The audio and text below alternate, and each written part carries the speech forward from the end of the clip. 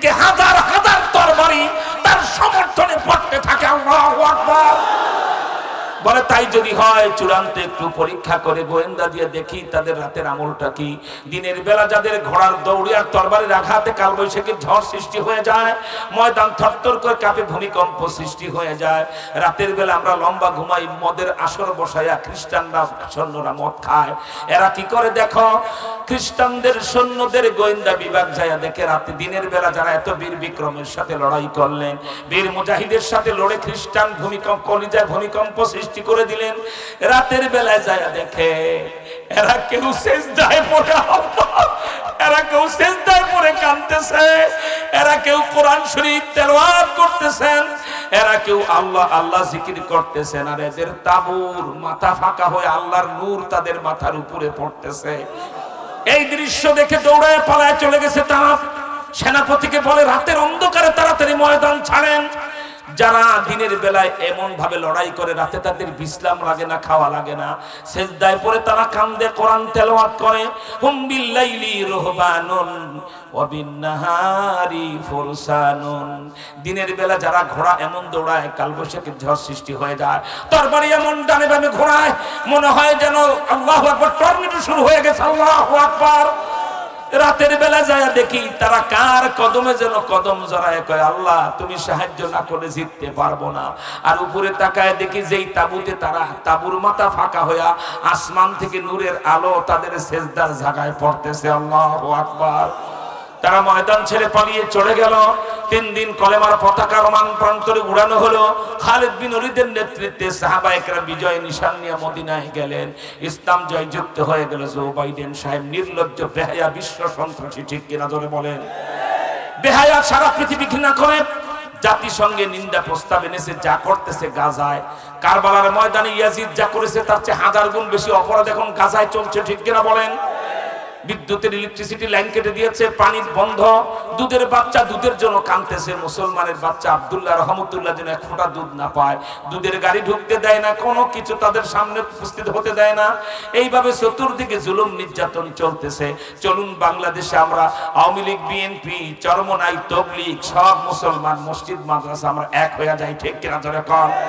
সবাই এক হয়ে স্লোগান তুলে বিশ্ব মুসলিম জিন্দাবাদ, ইহুদিরা নিপাত, বিশ্ব মুসলিম অস্ত্র ধরো, ইহুদি ইসরায়েলকে খতম করো, ঠিক কিনা জোরে কর? গেল 10 দিনে বাংলাদেশে দেখলাম হাজার হাজার ছাত্রলীগ যুবলীগের ছেলেরা, হুজুর রাজনৈতিক মারামারি যেটা শুরু হয়েছে সাদা মাতার ভালো লাগে না, আপনি মামুনুল হকরা ডাক দেন, আমরা ভারতের বর্ডার আর পাকিস্তানের বর্ডার অতিক্রম করে আফগানিস্তান, ইরান হয়ে আমরা ফিলিস্তিনে লড়াই করতে যাবো। আল্লাহু আকবার, আল্লাহু আকবার, আল্লাহু আকবার। যত ষড়যন্ত্র করা হোক, আমার কলিজার টুকরা যুবকদেরকে 52 বছর ভুলাইয়া রেখেছেন। এখন এদেশের আর কোনো মাথায় টুপি নাই, গালে দাড়ি নাই, অজুরাকে মেসওয়াক নাই, খাওয়ার সময় সুন্নত তরিকায় দস্তরখান নাই, কথা বলে মিথ্যা বলে, খাইলে হারাম খায়, টেন্ডারবাজ, দুর্নীতিবাজ, চাঁদাবাজ, খুনি, সন্ত্রাসী, লম্পট, বাটপার এমন এমপি মন্ত্রী এদেশের জনগণ আর দেখতে চায় না, ঠিক কি নজরে কর? এদেশের জনগণ চায় যিনি এমপি হবেন, মন্ত্রী হবেন, তিনি আল্লাহওয়ালা হবেন, তিনি মিথ্যা কথা বলবেন না, তিনি হারাম খাবেন না, তিনি টেন্ডারবাজি করবেন না, তিনি চাপাবাজি করবেন না, তিনি মামলাবাজ হবেন না, তিনি হবেন জনগণের প্রতি সুহৃদয়, মানুষের সেবা করতে তিনি বেকুল থাকবেন, একটা মিথ্যা কথা তার জবানে আসবে না। 52 বছরে দেশ স্বাধীন হওয়ার পরে এই সকল দুনিয়াদার লোকদের নেতৃত্ব দেখতে দেখতে আমার দেশ শেষ হয়ে গেল, ঠিক কিনা?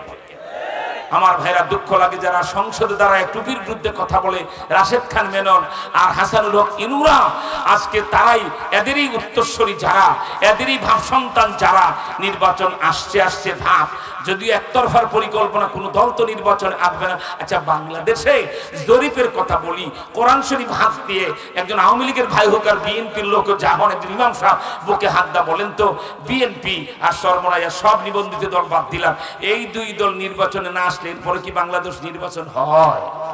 কোটি কোটি সমর্থকের, ঠিক কিনা জোরে কর? এখন টেন্ডেন্সি যদি এমন হয় যে আমার দল ছাড়া, আমার চাটুকার ছাড়া আর কেউ এদেশে নাই, তাহলে আল্লাহ গজবের জন্য, ফেরাউনের ভাগ্য বরণ করার জন্য অপেক্ষা করুন, আসতেছে ধোলাই, ঠিক কিনা জোরে কর? আল্লাহর হস্তে বলবো দেশটা রক্ষা করুন। অন্যদেরকে, আপনার দলের বাহিরে যারা আছে তাদেরকে নিজের দেশের নাগরিক মনে করেন, ঠিক কিনা বলেন?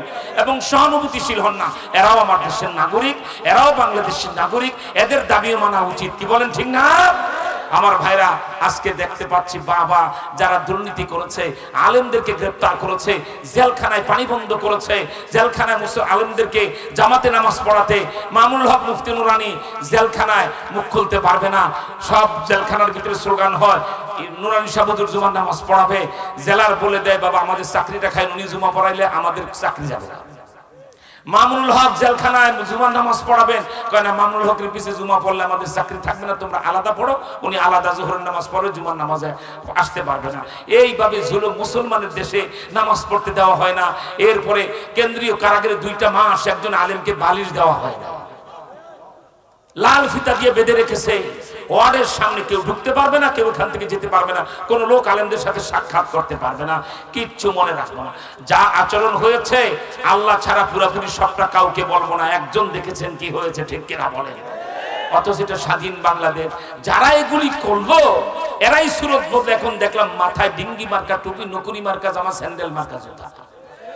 এর এখন ইসলামের দরুদ এসে যে ভোটের জন্য ঘুরতেছে, আইসেন ভোট নীতি, এবার মানুষ ভোটের খায়েজ মিটাই দিবে, ঠিক কিনা বলেন? ভোটের বাক্সা দিয়া পেশাব খানার ঢিলা রাখার পাত্র বানায় ফেলাবে, ঠিক কিনা তো রাখা। কোন ভোট হবে না। মামুনুল হককে মুক্তি না দিলে বাংলাদেশে একটা ভোট কেন্দ্রে ভোট হবে না ইনশাআল্লাহ। জোরে কর।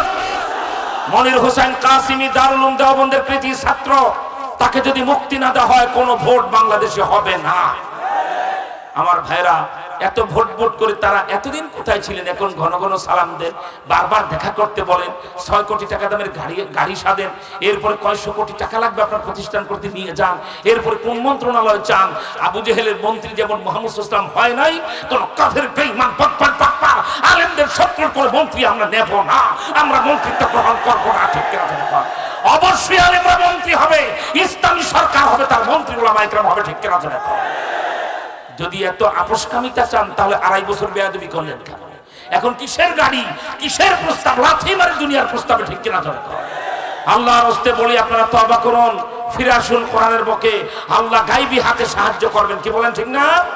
তা না করে যারাই অদ্যুত্ব দেখাবে আল্লাহ তাদের বিরুদ্ধে অ্যাকশন নেবেন, ঠিক না?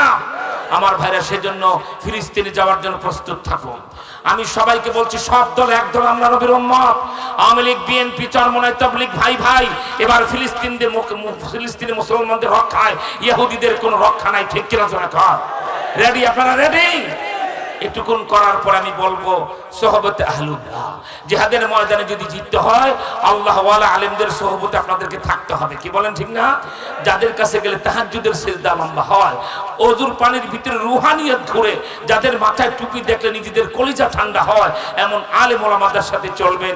আমি তো আমার এই বিষয়টা লম্বা করে ব্যাখ্যা করে বলার সময় দিতে পারবো না, শুধু 3টা কথা আপনাদেরকে 3 মিনিটে বলবো। 3 দল মানুষ সচরাচর ঈমান নিয়ে কবরে যেতে পারে না।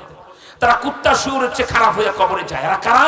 1 নাম্বার যারা ক্ষমতার মালিক হয়, 2 নাম্বার যারা অর্থের মালিক হয়, অনেক টাকার মালিক, 3 নাম্বার যারা অনেক শিক্ষার মালিক হয়।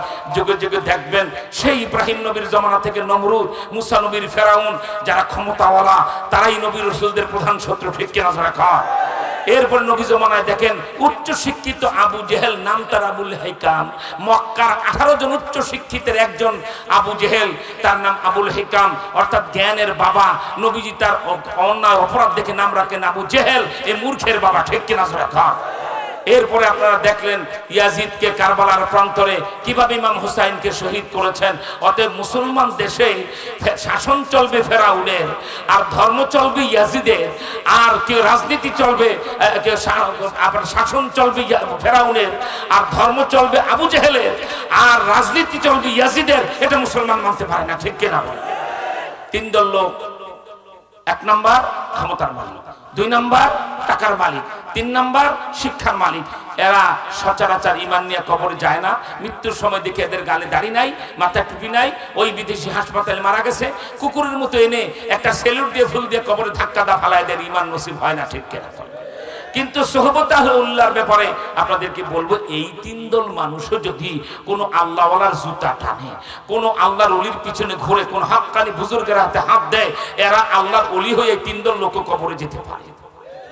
বাংলাদেশে দেখুন, বাংলাদেশের 3 দল লোকই তো নবীজিকে সবচেয়ে বেশি গালি দিল। উচ্চ শিক্ষিত ঢাকা ইউনিভার্সিটির প্রফেসর, সেই জিয়াউর রহমানের আমলে, তারও আগে বঙ্গবন্ধুর আমলে দাউদ হায়দার, কবি ছিল, নবীজিকে গালি দিল, তার বিচার হলো না। এরপরে জিয়াউর রহমানের আমলে আহমদ শরীফ বলল দেয়ার ইজ নো গড, কোন আল্লাহ খোদা নাই, জিয়াউর রহমান তার বিচার করলেন না। এরশাদের আমলে কবির চৌধুরী শামসুর রহমান বলল ফজরের আজান আমার কাছে কুকুরের ঘেউ ঘেউয়ের মতো শোনা। এই বেটা কিসের সাতার মুসলমান তুমি? ফজরের আজানকে যদি কেউ কুত্তার ঘেউ ঘেউ বলে কোন মুসলমান আর বরদাস্ত করতে পারে না, ঠিক কিনা জোরে কর? তার বিচার এরশাদ করতে পারেন নাই। খালেদা জিয়ার আমলে তাসলিমা নাসরিন কোরআনকে অবমাননা করলো। এই বৃহত্তর মোমেন শাহীর কিশোরগঞ্জের আরমান শহীদ হয়ে গেল বুকে রক্ত দিয়ে, ঠিক কিনা? তাসলিমার কোনো বিচার হলো না। এরপরে নাস্তিক মুরতাদরা 11-12-14 বছর শাহবাগের মোড়ে জাগরণ মঞ্চ বানায়, যেটাকে আমরা গণজানোয়ার মঞ্চ বলেছি।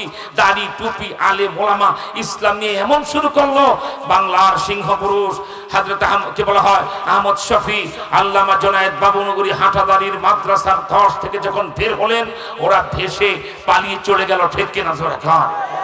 তাহলে বিচার তো কেউ করলেন না। নবীজিকে বারবার কত গালি দেওয়া হলো।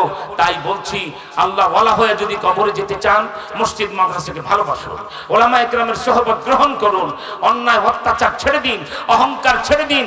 অহংকার আল্লাহর গায়ের চাদর, হাদিসে কুদসি আর রিয়াউ রিদাহি, স্বয়ং আল্লাহ পাক বলেন অহংকার হলো আমি আল্লাহর গায়ের চাদর। কাউকে একটু ক্ষমতা দিলাম, রাজা বাদশা বানাইলাম, সে যদি অহংকার করো আমি আল্লাহর চাদর ধরে টানাটানি করতেছো, ঠিক কিনা?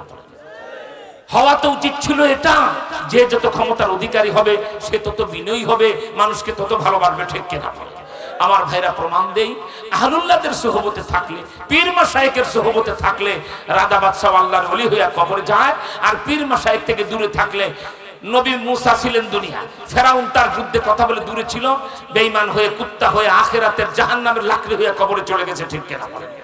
ছিলেন হযরতে মুসা কালিমুল্লাহ, আপনারা জানেন তাকে কারুনকে বলেন যাকাত দিতে দিল না, মালের মালিক হয়ে সে কবরে চলে, কি বলা হয় আপনার মালিক হয়ে জাহান্নামের লাকড়ি হয়ে কবরে চলে গেল। নবী জমানায় আবু জেহেল চলে গেল। আবার উপমহাদেশের দিল্লিতে আপনারা দেখুন একজন বাদশা ছিলেন, নাম তার সুলতান আলতামাস রাহমাতুল্লাহি আলাইহি। আল্লাহ ওয়ালাদের সোহবতে থাকলে কি হয় দেখেন। এই সুলতান আলতামাস কার খলিফা? হযরতে খাজা মুঈনুদ্দিন চিশতি আজমিরি রাহমাতুল্লাহি আলাইহির খলিফা, হযরতে কুতুবউদ্দিন কাকির খলিফা। কুতুবউদ্দিন কাকি সেই ব্যক্তি ছিল, কোরআন শরীফ তেলাওয়াতের জন্য যখন বসতেন, কোরআনের আয়াতের ফাঁকে ফাঁকে, লাইনের ফাঁকে ফাঁকে আল্লাহর নূর দেখতে পাইতেন। আল্লাহু আকবার। কুতুবউদ্দিন কাকি সেই কুতুবের নাম যিনি 6 বছর বয়সে মায়ের পিছনে হেঁটে ঘুরতে ঘুরতে মা রুটি বানায়, কোরআন তেলাওয়াত করে। ওনার মা হাফেজা 6 পারা কোরআন শরীফ 6 বছর বয়সে মায়ের কাছে শুনতে শুনতে মুখস্থ করে ফেলেছে। সেই কুতুবউদ্দিন কাকি যখন ইন্তেকাল করবেন, আল্লাহু আকবার, দিল্লির 1 লক্ষ মানুষ তার মুরিদ, 10,000 আলেমরা তার মুরিদ, দিল্লির স্বয়ং বাদশা তার মুরিদ। ওনার খাদেম বলছে, হুজুর আপনার ইন্তেকালের পরে জানাজা কাকে পড়াতে বলবো? উনি বলেন আমি কারো নাম বলে যাব, আমি 3টি কথা বলে যাব। আমার ইন্তেকালের পরে আমাকে গোসল করাবে, কাফন পরাবে, খাটিয়ার উপরে রাখবে, উঁচা জায়গায় দাঁড়িয়ে তুমি আমার সারা জীবনের খাদেম আর সহচর হিসাবে ঘোষণা করবে। 3টা আমল যার সহি আছে সে এগিয়ে এসে শাইখ ও মুর্শেদ আল্লামা কুতুবউদ্দিন কাকির জানাজা পড়ান। হুজুর কোন 3 কথা বলবো? মানুষ আসবে প্রচুর, আমি জানি। আমার অনেক ভক্ত ভারত উপমহাদেশে কত লোক হয়েছিল তার জানাজা জানেন? 6 লক্ষ লোক তার জানাজায় শরীক হয়েছে। আল্লাহু আকবার বলতে শিখাই দেওয়া লাগবে? 6 লক্ষ লোক তার জানাজায় হাজির, বিশাল ময়দান, পিনপত্র নিরবতা। কুতুবউদ্দিন কাকি রাহমাতুল্লাহি আলাইহির খলিফা, কি বলা হয় খাদেম, উঁচা জায়গায় দাঁড়িয়ে বলছেন, প্রিয় সমাগত ভাইরা, আমাদের শাইখ ও মুর্শিদ আল্লাহর কুতুব হযরতে কুতুবউদ্দিন কাকি তার জানাজা পড়াবার জন্য 3টি আমলের শর্ত লাগিয়েছেন। এই 3টি আমল যার আছে তিনি এগিয়ে আসুন, জানাজা ইমামতি করুন। 1, যার জীবনে কখনো 1 ওয়াক্ত নামাজের তাকবীরুল্লাহ ফৌত হয় নাই, তাকবীরুল্লাহ ছাড়া জীবনে তিনি নামাজ পড়েন নাই। 2, যার জীবনে কোন রাত্রে 1 রাত্র তাহাজ্জুদ বাদ যায় না। 3, যার লজ্জাস্থান জীবনে কোনোদিন হারাম কাজে ব্যয় হয় না। এমন যে আছেন শেষে জানা যাবে। 10,000 ভারতের বড় বড় উলামায়ে কেরাম, 1 লক্ষ তার খাঁটি মুরিদ, স্বয়ং বাদশাহ সুলতান আলতামাস, তার মন্ত্রী পরিষদ, এদিকে তাকান, তার মন্ত্রী পরিষদ, তার ক্যাবিনেট সব প্রথম কাতারে দাঁড়াবে।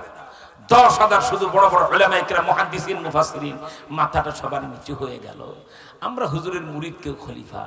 আল্লাহর ওলি যে বলে গেলেন তার জানাজা পড়াতে হলে জীবনে একক নামাজ ও তাকবীরুল্লাহ বাদ যেতে পারবে না, এক রাতে তাহাজ্জুদ বাদ যেতে পারবে না, এবং তার লজ্জাস্থান কোনোদিন গুনার কাজে ব্যবহার হতে পারবে না, এমন যে আছে সে জানাজা পড়াবে।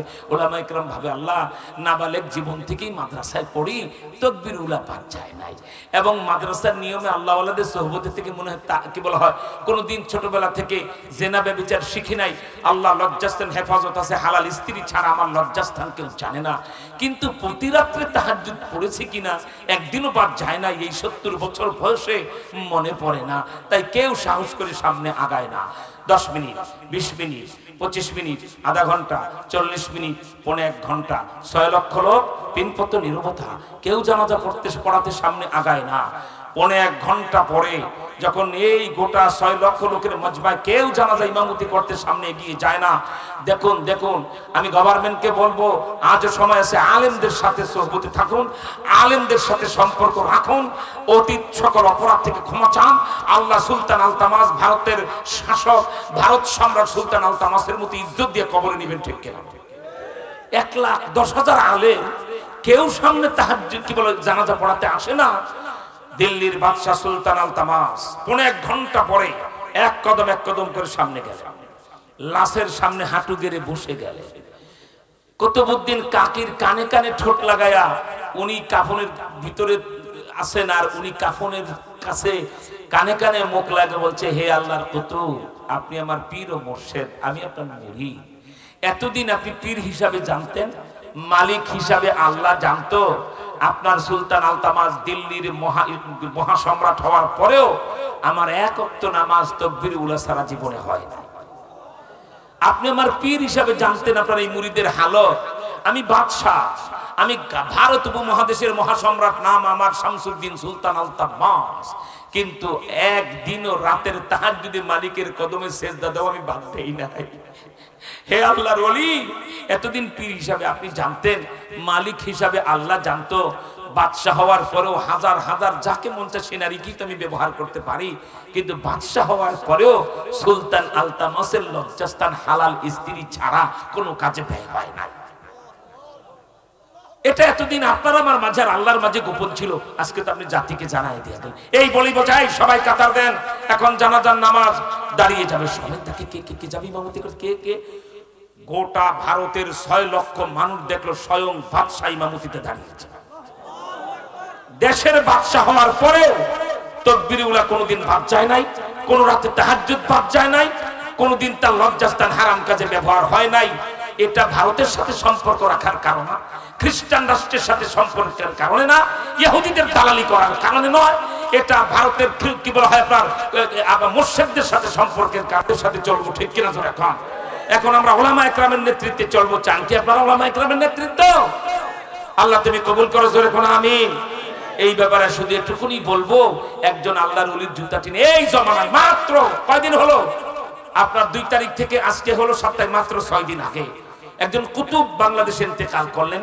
তিনি এই মাদ্রাসার হেফজখানায় জীবনে পড়েন নাই, নুরানি বিভাগে পড়েন নাই, হাটাদারিতে দেওবন্দে পড়েন নাই, তিনি ঢাকা ইউনিভার্সিটির আল্লাহু আকবার বুয়েটের তিনি ইঞ্জিনিয়ার, বাংলাদেশের বুয়েটের একজন শিক্ষক, যেটা প্রকৌশল বিশ্ববিদ্যালয়, জগৎ বিখ্যাত একজন তিনি ইঞ্জিনিয়ার। মাসে তার 6 লাখ টাকা বেতন। মালয়েশিয়ার ইউনিভার্সিটি প্রস্তাব করেছে 2 মাস পরে পরে একবার 1 সপ্তাহ পড়াইতে যাবেন, তাকে 10 থেকে 20 লাখ টাকা 2 মাসে দেওয়া হবে। এমন একজন ইঞ্জিনিয়ার, জেনারেল শিক্ষিত, আল্লাহ ওয়ালা হাফিজি হুজুরের জুতা টানতে টানতে আর ইন্ডিয়ার কি বলা হয় আপনার হারদির হযরতের জুতা টানতে টানতে প্রফেসর হামিদুর রহমান এই জমানার আব্দুল কাদের জিলানী হইয়া কবর গেছে। হাজার হাজার আলেমরা তার মুরিদ হয়েছে, ঠিক কিনা? একজন বুয়েটের প্রফেসর, তার কাছে আলেম মুরিদ হয় কেন? আল্লাহ ওয়ালার সোহবতে থাকতে থাকতে তিনি আল্লাহ ওয়ালা হয়েছেন।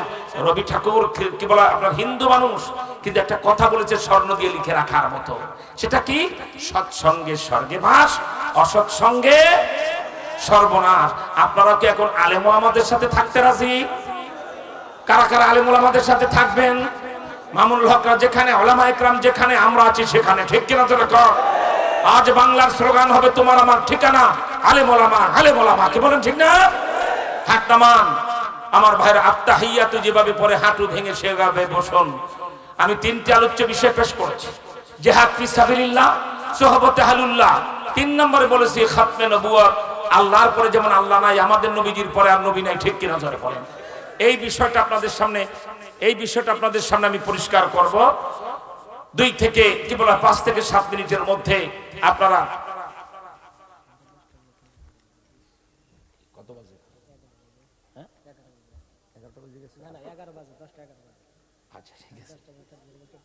আচ্ছা ঠিক আছে, আল্লাহ হেফাজত করেন, বলেন আমিন। বাবা, মৌচাকের মতো মানুষ আমরা, মানুষের খোরাক দিয়ে যাব, আমরা কারো চাকরি করি না, কারোটা খাই না, ঠিক কিনা জোরে কি বলেন, ঠিক না? খামোশ, এদিকে তাকান। আত্তাহিয়াতুর শুরুতে এই জন্য বসতে বলেছি, এত সময় যা বলেছি মদিনার কলিজা তো ঠান্ডা হবেই।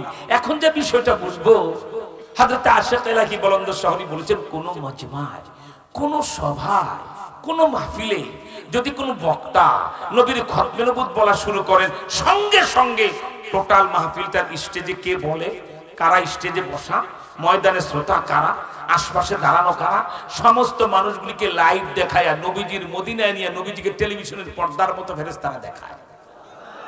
হুজুর, ইয়া রাসূলুল্লাহ, বাংলাদেশ নামে এক রাষ্ট্র, মোমেন শাহী নামে জেলা, ফুলবাড়িয়া নামে থানা, পীরগঞ্জ বাজারে একটা মাদ্রাসা মসজিদের বার্ষিক সম্মেলনে এই দেখেন প্রায় মধ্যরাতের কাছাকাছি সময়ে আপনার উম্মত বলতেছে, আর এই উম্মতেরা সব আপনার খতমে নবুয়ত শুনতেছে। আল্লাহ রাসূল নাকি তখন বলেন, এদের তালিকা বানায় রাখো, হাসরের ময়দানে আমি নিজের হাতে এদেরকে হাউজে কাউসারের পানি পান করাবো। সুবহানাল্লাহ। সেই বয়ানই এখন শুরু হলো, যেই বয়ানে হাসরের ময়দানে আমাদের সামনে হাউজে কাউসারের পানি মদিনা ওয়ালা দিবেন, আলহামদুলিল্লাহ।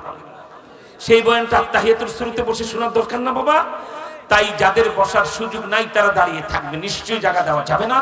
আর যারা বসেছেন তারা হাঁ করে তাকিয়ে থাকবেন, তাকাবেন আমার দিকে, স্পন্দিত হৃদয়ে খেয়াল করে দেখবেন যেন মদিনা ওয়ালাকে আমরা দেখতে পাচ্ছি। আল্লাহু আকবার, আল্লাহু আকবার, আল্লাহু আকবার। কারণ এখন শুধু মদিনা ওয়ালার প্রেমের খেলা হবে খতমে নবুয়তে, ঠিক না?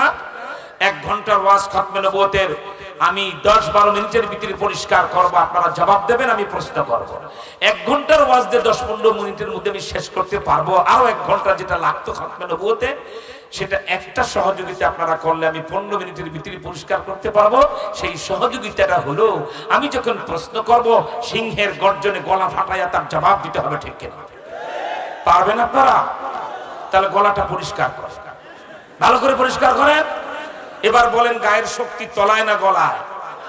আওয়াজ করে বলুন, তলায় না গলায়? একটা আল্লাহু আকবার আওয়াজ দিয়ে দেখায় দেন কেমন শক্তি হয়েছে। এই আওয়াজ শুনলে শিয়ালও মাথায় লজ্জা মাথা ঢুকাবে। আমি আহত শিয়ালের ঘ্যাঙর ঘ্যাঙর শুনতে পীরগঞ্জে গতকালকে কোথায় কথা বলেছি জানেন? মাহফুজুল হক সাহেব, আমাদের বেফাকের মহাসচিব শাইখুল হাদিস আল্লামা আজিজুল হক সাহেব রাহমাতুল্লাহ আলাইহির 2 মহারত্ন সন্তানদের ভিতরে আল্লামা মাহফুজুল হক, আল্লামা মামুনুল হক, ঠিক কিনা বলেন? শাইখুল হাদিস, ইবনে শাইখুল হাদিস, বাবাও শাইখুল হাদিস, ছেলেও শাইখুল হাদিস, আলহামদুলিল্লাহ বলেন। ওই পদ্মা সেতু পার হয়ে শরীয়তপুর জেলার লাউখোলা বাজারে দাওরায়ে হাদিস মাদ্রাসার মাহফিলে 100 মাইল দূরে দৌড়াইয়া পীরগঞ্জ এসেছি।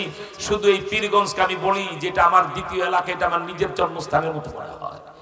কারণ পীরগঞ্জের অসংখ্য মানুষ তারা আমার সাথে সরাসরি সম্পর্ক রেখে মুহাব্বত রাখেন, কি বলেন, ঠিক না? তাই বলি বাবা, আল্লাহর রাস্তায় একটু আওয়াজ করবেন, একটু ঠকবেন না।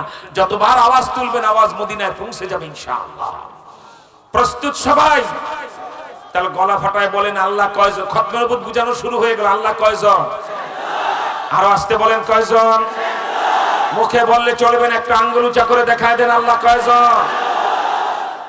আল্লাহ যে একজন, এতে কোনো সন্দেহ আছে? তাহলে হাত বাঁকা হয়েছে কেন? সোজা করে আঙ্গুল উঁচু করে দেখেন, আল্লাহ কয়জন? আমি প্রশ্ন করব, আল্লাহ কয়জন? 3 বার বলবেন, একজন, একজন, একজন। খামোশ। আল্লাহ কয়জন? হাত আর উঁচা করেন। এক আল্লাহর পরে কোন আল্লাহ আছে? এইভাবে দেখা দেন, নাই নাই নাই নাই। যার হাত যত ঘুরবে তার সওয়াব তত বেশি হবে, আর যার হাত যত ঘুরবে তার সওয়াব তত বেশি হবে। আল্লাহর পরে কোন আল্লাহ? আমাদের নবীর পরে আর কোন নবী? এটাই তো খতমে নবুয়ত। সুবহানাল্লাহ। 1 ঘন্টার ওয়াজ 15 মিনিটে বলতে চেয়েছি, আমি তো 1 মিনিটই শেষ করে দিলাম। আল্লাহর পরে আল্লাহ নাই, মুহাম্মদ সাল্লাল্লাহু আলাইহি ওয়াসাল্লামের পরে নবী নাই, এটাই খতমে নবুয়ত। সুবহানাল্লাহ। প্রশ্ন করি, জবাব দেন। আল্লাহকে বাদ দিয়ে কোনো বেয়াদব যদি বলে আমি আল্লাহ, সে মুসলমান না কাফের? আওয়াজ কিন্তু পছন্দ হচ্ছে না। মুসলমান না কাফের? 2.5 বছরের জুলুম নির্যাতন জেলখানায় আমাকে দবাতে পারে নাই, আপনারা দমে গেলেন কেন? আমরা জীবন যদি সবটাও জেলখানায় বিলাই, আমরা বাতিলের সাথে, তাগুতের সাথে, ফেরাউনি শক্তির সাথে আপোষ বুঝি না, আপোষ মানি না। ঠিক কি রচনা কর? আমার ভাইয়ের, আল্লাহকে বাদ দিয়ে কেউ যদি আল্লাহ দাবি করে, সে কি হয়? আরো জোরে বলেন, কি হয়? আমি বলবো যেমন, আপনারা বলবেন ফেরাউন যেমন। এবার বলুন, মুহাম্মদ সাল্লাল্লাহু আলাইহি ওয়াসাল্লামকে বাদ দিয়ে কেউ যদি বলে মুহাম্মদ সাল্লাল্লাহু আলাইহি ওয়াসাল্লাম শেষ নবী নয়, আমি শেষ নবী, সে মুসলমান না কাফের? আরো চিৎকার করে বলেন, মুসলমান না কাফের? আমি বলবো, আমি প্রশ্ন করব যেমন, আপনারা বলবেন কাদিয়ানী যেমন। এই বেয়াদবের বাচ্চা, বিশ্ব শয়তান, বিশ্ব লম্পট, বিশ্ব বেহায়া, আমার নবীর চেয়ার দখল করার মানুষের সাদা চামড়া লাল কুত্তা ইংরেজদের দালালি করে, আপনারা জানেন এই বেয়াদব নবী দাবি করেছিল বাংলাদেশের প্রত্যেকটা জেলায় তার আস্তানা। এবার আস্তানা ভেঙে সাগরে ফেলাবো ইনশাআল্লাহ। ইনশাআল্লাহ জোরে কোন?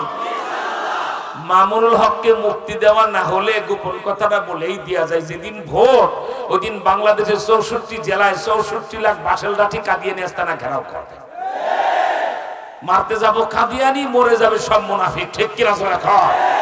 সেদিন 1 লাখ বাসের লাঠি প্রতিটা জেলায় কাঁদি। মোমেন শাহিদে আপনার শহরে কাদিয়ানি আস্তানা আছে, কটিয়াদিতে আছে, বাংলা ঢাকায়, নারায়ণগঞ্জ, খুলনা, রাজশাহী, বগুড়া 2003 সালে 9টা কাদিয়ানি আস্তানা, 14 লক্ষ নবী প্রেমিক নিয়ে আমি ঘেরাও দিয়েছিলাম।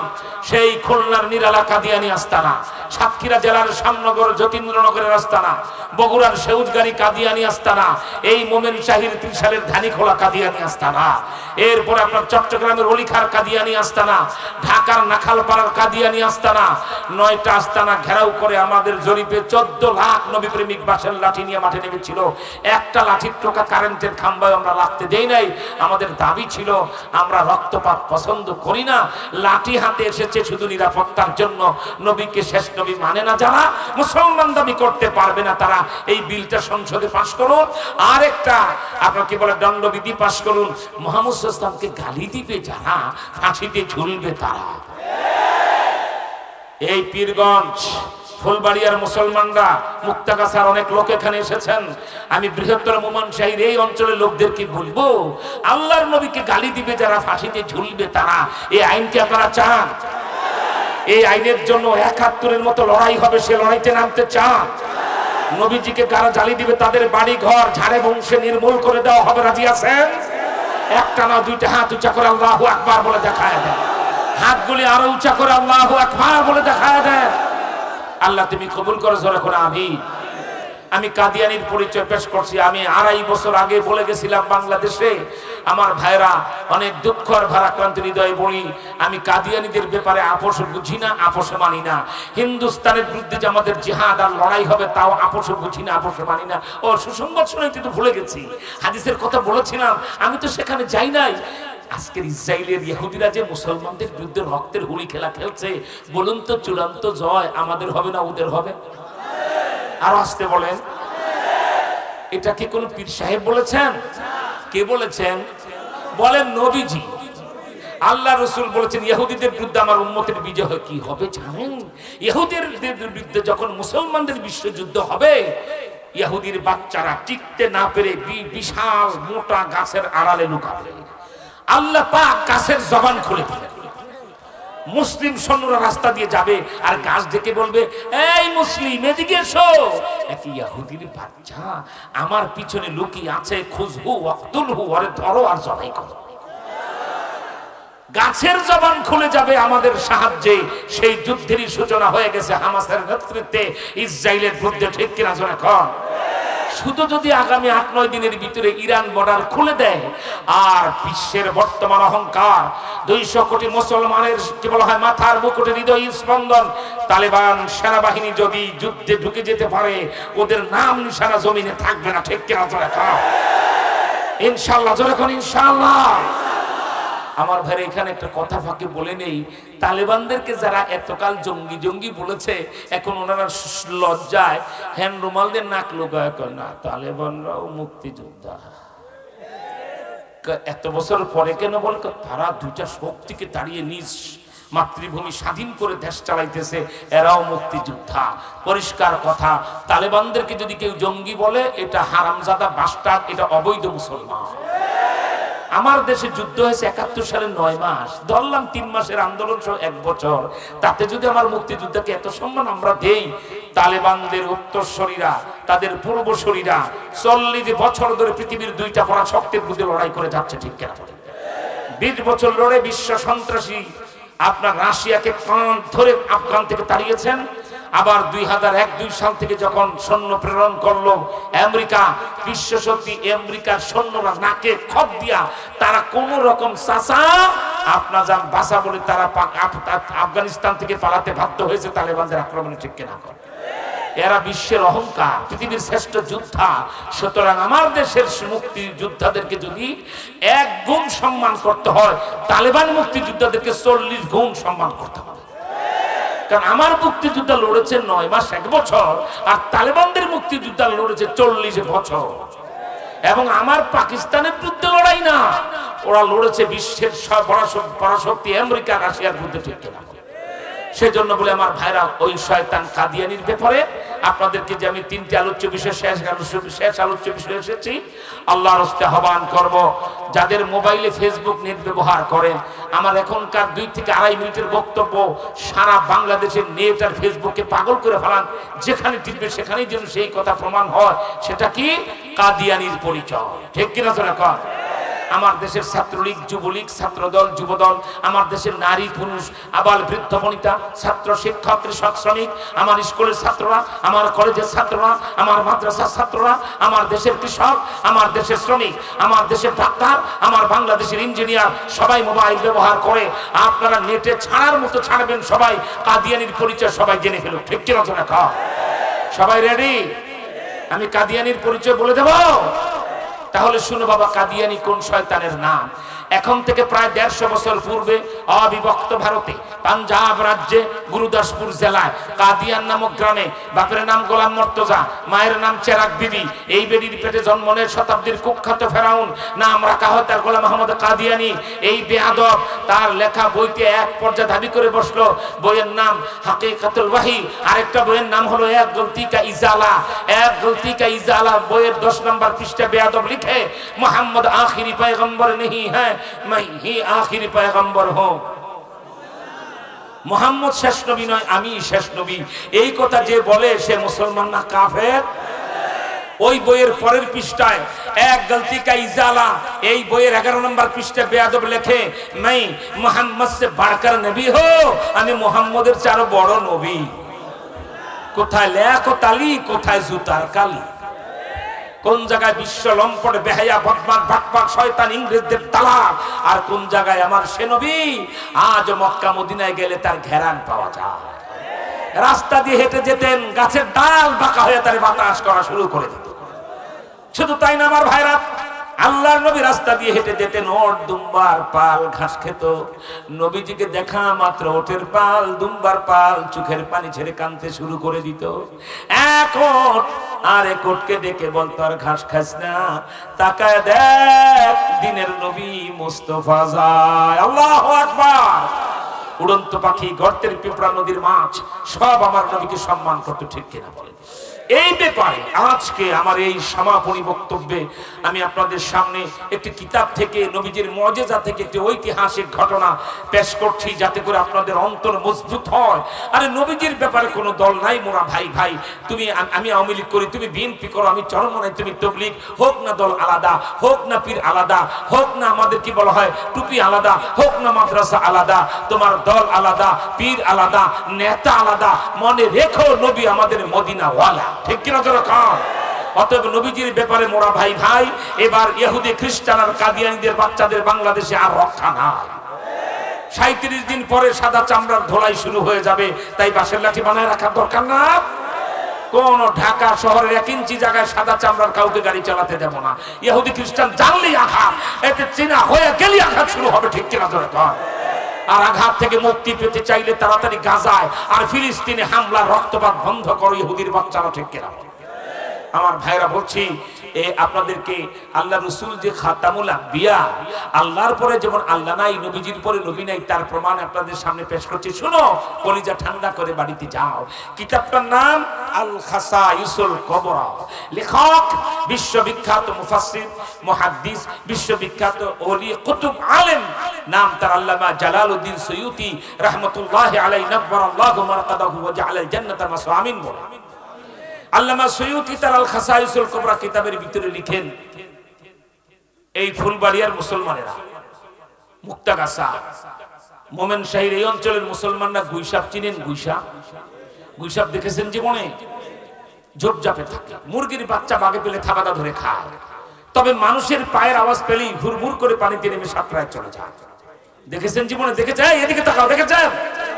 এটার নাম কি বলে দেশে? গুইসাপ না গুইল বলেন? গোল না গুইসাপ? কারণ যে দেশে যেটা বলবে সে দেশে তো সেটাই বলতে হবে, তা না হলে বুঝবেন কিভাবে, ঠিক কেনা? বইয়ের ভাষা হলো এটা গুইসাপ, কি বলেন, ঠিক না? আল্লাহ রাসূল তখন দুনিয়াতে বেঁচে আছেন, 3 রাস্তার মোড়ে দাঁড়িয়ে আছেন। ডান পাশে পিছনে হযরত ওমর দাঁড়িয়ে। এক গ্রাম্য বধূ, ইলিটারেট, অশিক্ষিত, একটা গুইসাপ জঙ্গল থেকে ধরে বস্তার ভিতরে ঢুকিয়ে বস্তার বাদ দড়ি দিয়ে বেঁধে নবীজির সামনে দিয়ে হেঁটে যাচ্ছে। ওই গুইসাপটা বস্তার ভিতরে গো গা ফো হা করতেছে। আল্লাহ রাসূল সাল্লাল্লাহু আলাইহি ওয়াসাল্লাম বলছেন, এই বধূ দাঁড়াও, চাচা দাঁড়াও, তোমার বস্তার ভিতরে কি? লোকটা বলছে বাদ। আরবিতে বাদ বা 2 বর্ণ মিলাইলে যে নাম হয় সেটা হলো আরবি গুইসাপের নাম। নবীজির বাড়ি মনে হয় ফুলবাড়িয়া পীরগঞ্জ বাজারের পাশেই নাকি? আল্লাহ রাসূলের বাড়ি মনে ময়মনসিংহ মুক্তাগাছা তো হবেই, মন্ডারের পাশে নাকি? এই সোনার বাংলায় তিনি আসেন নাই। মক্কা বাতাস কে দে, বাতাসটা গায়ে লাগতে হয়। আমার ভাইরা, এই সোনার বাংলায় তিনি আসেন নাই। জন্ম তার মক্কায়, কবর তার মদিনায়, ঠিক কিনা জোরে বলে? আমার ভাইরা, আল্লাহ রাসূলের মাদার ল্যাঙ্গুয়েজ, মাতৃভাষা আরবি। হুজুরের চেয়ারটা একটু ওদিকে নেন, বুড়া মানুষ আমার হাত থেকে গেলে আপনাদের আকল জ্ঞানের কেন্দ্রিক বড় সমস্যা আছে। বেচারার গায়ে যদি আমি তো হাত নাড়ায় কথা বলি, যদি ওনার আটটু সরান, বুঝেন সবকিছু, ওনার গায়ে হাত লাগবে কেমন বৃদ্ধ মানুষ, আমি হাত এদিকে উঠাইতে পারতেছি না, কেন করে কাজ করে? আল্লাহ তুমি কবুল কর, বলেন আমিন। আমার রাসূল তার মাদার ল্যাঙ্গুয়েজ আরবি। লোকটা আরবি বলেছে না বাংলা বলেছে? ওকে বলেছে গোল গোল গোল গোল বলেছে। দব্বালা মাত্র। নবীজির মাদার ল্যাঙ্গুয়েজ আরবি। নবীজি বুঝেছেন নাকি বুঝেন নাই? আমি যদি বলি সাপ, সাপ বুঝেন নাই? ওই দেখেন একদম নিচের দিকে তাকায় দেখে সাপ এসে গেছে। মানে বাঙালি বাংলায় সাপ বলা মাত্রই কাকে বলে সাপ বুঝে ফেলেছেন, ঠিক না? আল্লাহ রাসূল বুঝে ফেলেছে। বলছে, বাবা অনেকদিন জঙ্গলের এই প্রাণীটা দেখি না, তুমি কি বস্তার বাঁকটা খুলে একটু গুইসাপটা নিচে রাখবা, আমি একটু দেখবো। আমরা যে কোনো মানুষ, আরে নবী রাসূল ওলি আল্লাহ গাউস কুতুব যাই হন, নতুন কিছু রাস্তা দিয়ে গেলে সবারই একটু দেখতে মন চায়, ঠিক না? এটা প্রাণী। এইখানে রাস্তা দিয়ে যদি একটা হরিণ দৌড় দেয়, সুন্দরবন হরিণ, আমার তো মনে পিছনে 10,000 লোক দৌড়াবেন, ঠিক না? আর যদি একটা বাঘ ছেড়ে দেওয়া যায়, সব শরীর মধ্যে লঙ্গি খুলে দেবে, কি বলেন, ঠিক না? নতুন জিনিস, ভয়ের জিনিস হলে এমনটা তো হবেই।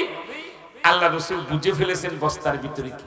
দেখতে চাইলেন, আমাকে একটু দেখাবে নিচে রেখে? না না না না, এটা আপনাকে দেখানো যাবে না।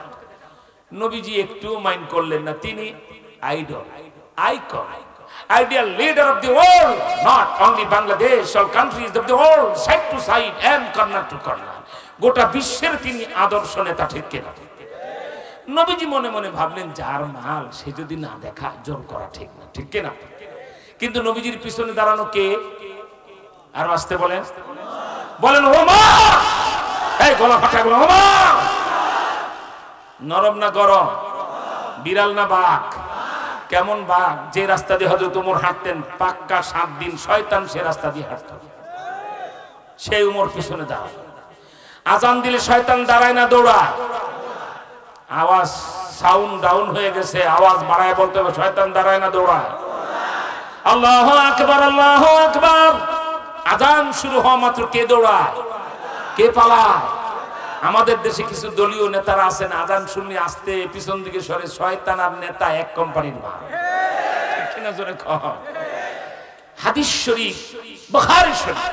শুধু শয়তান দৌড়ায় আর পালায় না, লাহু দুরাতুন, শয়তানের পিছনের রাস্তা দিয়ে হাওয়া ধোঁয়ার মতো বাড়িতে এমন জোরে দৌড় দেয় আজান শুনবে। আজান দিতেছেন বিলাল, দৌড় দিল শয়তান। স্বয়ং নবীজি মসজিদে নববীর বারান্দায় বসে, করিডোরে বসে নবীজি তাকিয়ে আছেন। আল্লাহ রাসূল এই চামড়ার চোখে সব দেখতে পাইতেন। বিলাল আজান শুরু করলো, ওই যে উহুদের মহল্লার দিকে দৌড় দৌড় দৌড়, শয়তান দৌড়ায় যাচ্ছে। নবী দেখতেছেন শয়তান দৌড়ায় পালায়। হঠাৎ দেখলেন শয়তান উল্টো দিকে ডিগবাজি খেয়ে মারে বাবার বলে আরেক দিকে পায়। নবীজি বলেন, ব্যাপারটা কি? শয়তানের রাস্তা বদলাইলো কেন? যাবে তো যাবে, সোজা চলে যাবে, রাস্তা বদলালো কেন? কয়েক সেকেন্ডের ভিতরে দেখেন হযরত ওমর দিক থেকে আসতেছে। নবীজি নিজে নিজে হেসে ফেলেছেন সুবহানাল্লাহ, যে আমার উমরে দেখলে শয়তানও রাস্তা বদলায়। সুবহানাল্লাহ, সুবহানাল্লাহ।